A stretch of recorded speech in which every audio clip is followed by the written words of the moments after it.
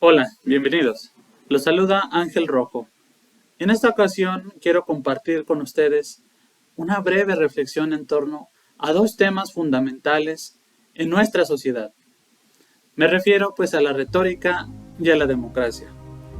Aquí hablaré sobre el ejercicio de la democracia en México que todos los días vivimos, la relación entre los actores que hacen posible la democracia y el uso que estos hacen de la retórica como un medio para la persuasión. Acompáñenme. Indudablemente, la relación del tema del día de hoy está en que como ciudadanos somos parte del ejercicio democrático sin haberlo pedido o haberlo deseado. En la sociedad en la que nos movemos, actuamos no de manera libre, sino a partir de unas decisiones que se han gestado en el proceso de la democracia. Por ejemplo, los impuestos son una realidad debido a un ejercicio democrático y por ello esta información no solamente representa una utilidad en la actualidad, sino también representa demasiada pertinencia como tema de análisis y de reflexión. Para ser claros, quienes estamos involucrados en este proceso del ejercicio democrático somos todos los ciudadanos. Desde la antigüedad, recordaremos, el concepto de ciudadano ha sido asociado a un contexto de legitimidad y de poder, puesto que dentro de su semántica implica tomar decisiones.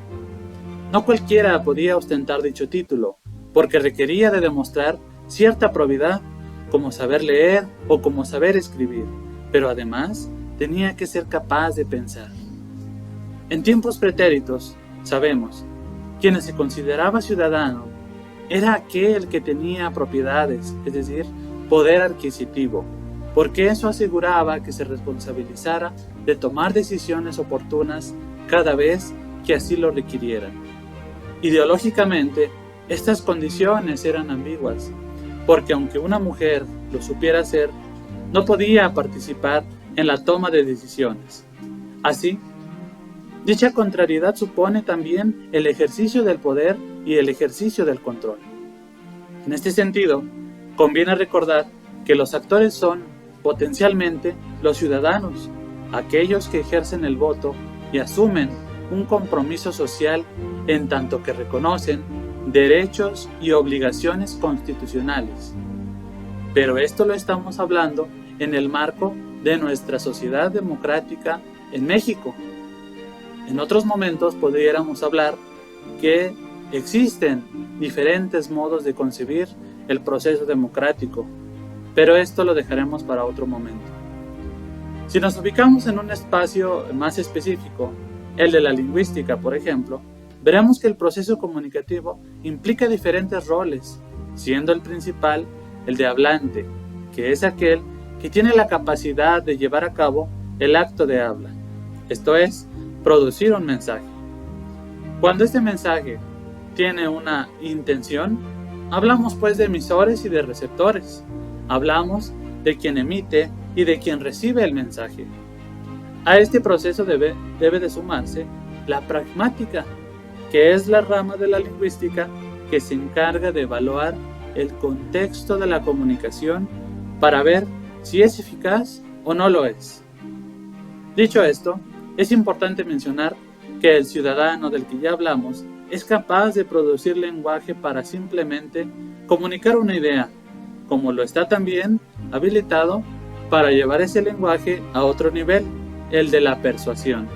Y aquí es el momento de hablar entonces de la retórica, porque justo es esta disciplina en donde se encuentra la utilidad, toda vez que se estudian los modos posibles de convencer, y es que todo mensaje en este sentido debe de producir una contestación, que bien puede ser una acción cuando se busca que alguien haga algo, puede ser un pensamiento si se busca que se piense igual que alguien, o bien puede pensarse en la verdad, se busca demostrar una verdad para imponer la convicción sobre algo. Debe de quedar claro que la retórica es una técnica antigua para llevar a cabo un mensaje con normas y preceptos sobre cómo hacerlo. Implica el fondo y la forma.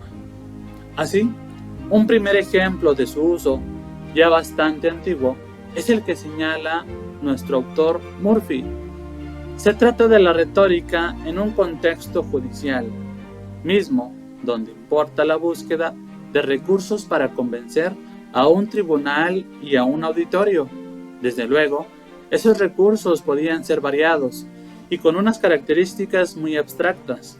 Por ello, importa también la perspectiva que acuñó Corax y Tisias, quienes decían que la retórica se apoyaba en el principio de que lo que parece verdad cuenta mucho más de lo que es verdad. De ahí la búsqueda sistemática de las pruebas y del estudio de las técnicas adecuadas para demostrar la verosimilitud de una tesis. Importa el auditorio, pero también la verosimilitud de los argumentos. He aquí la gran diferencia de ejercer el diálogo en un contexto donde prevalece la evidencia empírica a uno donde prevalece la razón práctica. Como vemos, la retórica puede ser usada como un método para elaborar un discurso orientado a persuadir de una mentira, como también lo puede ser con estricto apego a demostrar una verdad, pero tanto la mentira como la verdad son dos cuestiones subjetivas. Otra vertiente de la retórica se halla en los postulados pitagóricos, la cual tiene una dimensión psicagógica, fundamentada en la atracción emotiva que la palabra, sabiamente manipulada, ejercía sobre el alma de los oyentes. A este respecto, Aristóteles atribuyó la definición del concepto retórico de lo oportuno, el kairos, la idea de la oportunidad de un discurso según las circunstancias y los interlocutores. Esto nos permite concluir que tanto es posible que la retórica se asuma como un método para llegar a la persuasión, considerando que incluya o no la parte ética, en tanto se va a demostrar una verdad orientada al bien, como también lo es posible un modo propio y filosófico de argumentar y de refutar desde una perspectiva dialéctica para que prevalezca la razón. Con lo anterior debemos de señalar que de acuerdo a las variedades de discurso existen los géneros y los modos de convencer. Podemos hablar de géneros discursivos, deliberativo, panegírico y judicial. Un discurso deliberativo es, en este sentido, el que se orienta a señalar la utilidad o inutilidad de algo hacia el futuro. Alguien podrá intentar persuadir de votar por determinado candidato porque será útil tenerlo como gobernante, o bien puede intentar lo contrario. En cambio, el discurso panegírico no verá hacia el futuro, sino hacia el pasado, intentando convencer de la buena o de la mala praxis de alguien, esto es, alabando o reprobando el actuar de alguien y por lo tanto encauzando su causa discursiva a dicho propósito.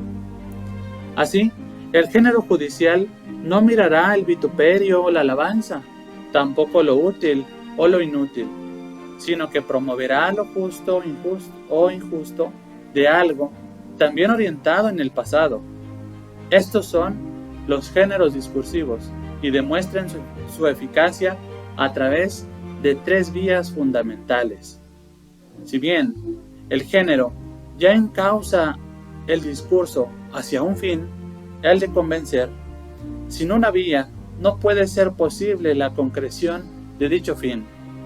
Las vías pueden ser tres: ética, patética o lógica.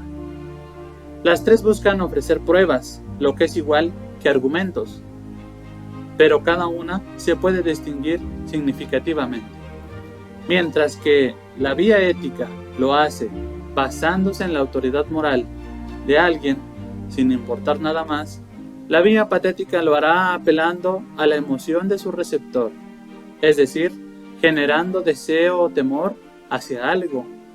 Por último, la vía lógica se distinguirá por probar algo a través de la razón, esto es, sin recurrir a la manipulación del receptor por medio de la emoción, ni tampoco asumiendo la autoridad moral del emisor.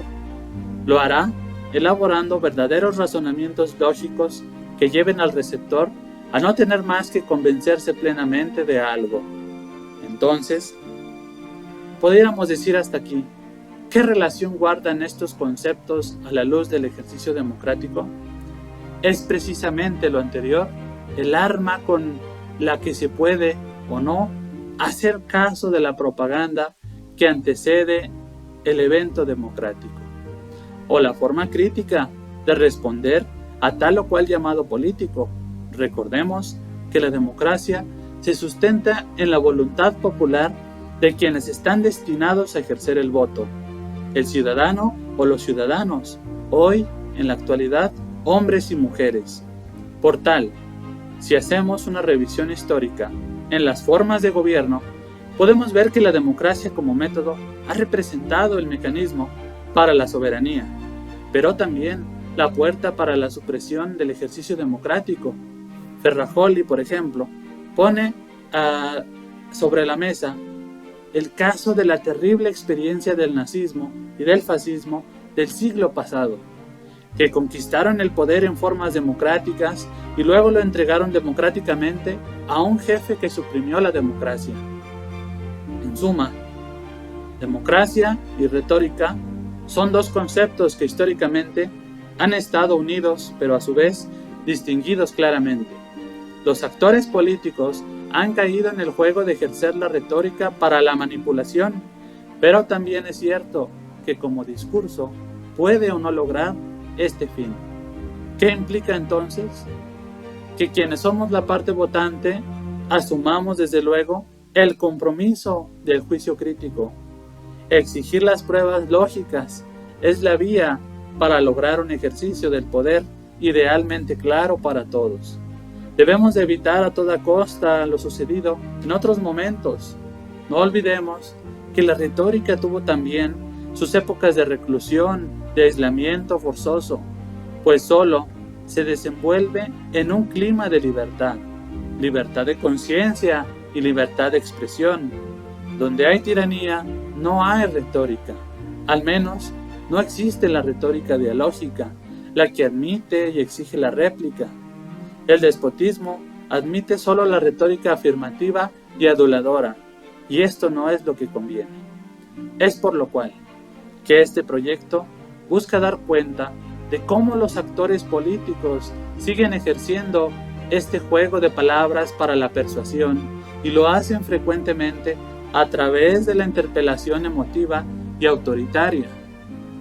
Por eso, como ha dicho don Julio Anguita, hace falta que nuestras políticas no se dejen llevar por las pasiones, sino por verdaderos principios democráticos como el hecho de que ante una situación se dialogue, se debata a partir de usos estructurados de la lógica y de la razón hasta encontrar la solución y todos estar convencidos de que es lo que beneficiará a todos. Como vemos, la retórica y la democracia son parte esencial en nuestra sociedad. Hasta aquí este comentario. Muchísimas gracias. Nos vemos en la próxima.